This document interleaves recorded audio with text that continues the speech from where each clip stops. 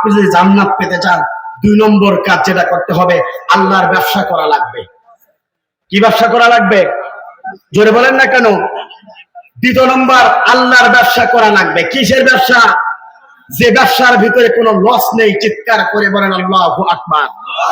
যে ব্যবসার ভিতরে কোনো লস নেই, এই ব্যবসা করতে বলেছেন তিনি কে? আল্লাহ পাক বলছেন, ইয়া আইয়ুহাল্লাযীনা আমানু, হে ইমানদারগণ, হাল আদুল্লুকুম আলা তিজারাতিন তুনজিকুম মিন আযাবিন আলীম, আমি কি তোমাদের এমন একটা ব্যবসার সন্ধান দেব না যে ব্যবসা করলে জাহান্নাম থেকে মুক্তি পেয়ে যাবে আর জান্নাতে প্রবেশ করতে পারবে? চিৎকার করে বলেন আল্লাহু আকবার। এই কথা বলছেন তিনি কে? সূরা সফের ভিতর আল্লাহ পাক বলছেন, আমি কি তোমাদেরকে এমন একটা ব্যবসার সন্ধান দিব না যে ব্যবসা করলে 100% লাভ, কোনো ক্ষতি নেই। 1 নম্বর, তুমিনুনা বিল্লাহ, তোমরা আল্লাহর প্রতি ঈমান আনবে। চিৎকার করে বলেন আল্লাহু আকবার। রাসূলের প্রতি ঈমান আনবে। যদি ঈমান আনতে পারো, আল্লাহ পাক আয়াতের ভিতরে জানিয়ে দিচ্ছেন তোমাদেরকে জান্নাতের মেহমান করব। চিৎকার করে বলেন আল্লাহু আকবার।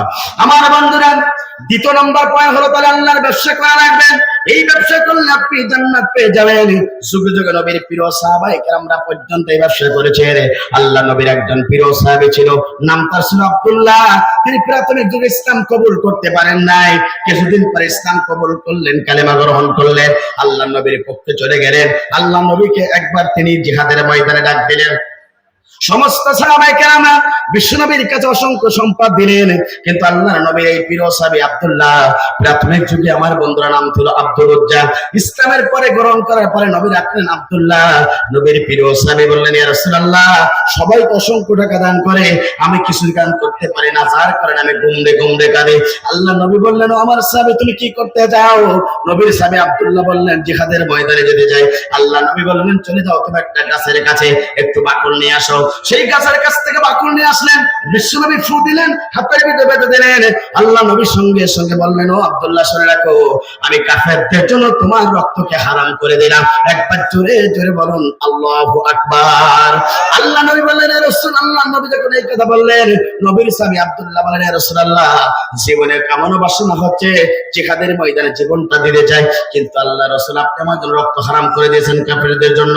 আল্লাহ নবী বললেন, আব্দুল্লাহ, তুমি শুনে রাখো, তুমি যদি বাড়িতে পর্যন্ত জ্বরে মৃত্যুবরণ করো, নবী বলছে তোমার জন্য জান্নাত পেয়ে যাবে।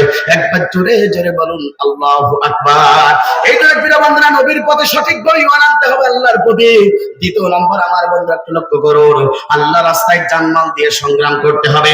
আল্লাহ পাক সূরা তাওবার 111 নম্বর আয়াতে বলছে, আমার বন্ধুরা, ওই ব্যক্তিরা সবচেয়ে ঈমানদার হয়ে যাবে যখন তাদের নিজের সম্পদটা জানটা আল্লাহ রাস্তায় দিয়ে জান দান করতে পারবে। আল্লাহ পাক বলেন, ওই ব্যক্তি সবচেয়ে আল্লাহর প্রিয় গোলাম হয়ে যাবে। একবার জোরে জোরে বলুন আল্লাহু আকবার। অন্যায় আল্লাহ পাক বলেন, ওই ব্যক্তিরা ততক্ষণ পর্যন্ত ঈমানদার হতে পারবে না যতক্ষণ না পর্যন্ত তার প্রিয় সম্পদ আল্লাহ রাস্তায় ব্যয় না করতে পারবে। সুতরাং জানের মালিক আল্লাহ, সম্পদের মালিক আল্লাহ, সবকিছুর মালিক আল্লাহ। এই জন্য আল্লাহ রাস্তায় জানমাল দিয়ে যদি সংগ্রাম করতে পারি, খুশি হবেন তিনি কে?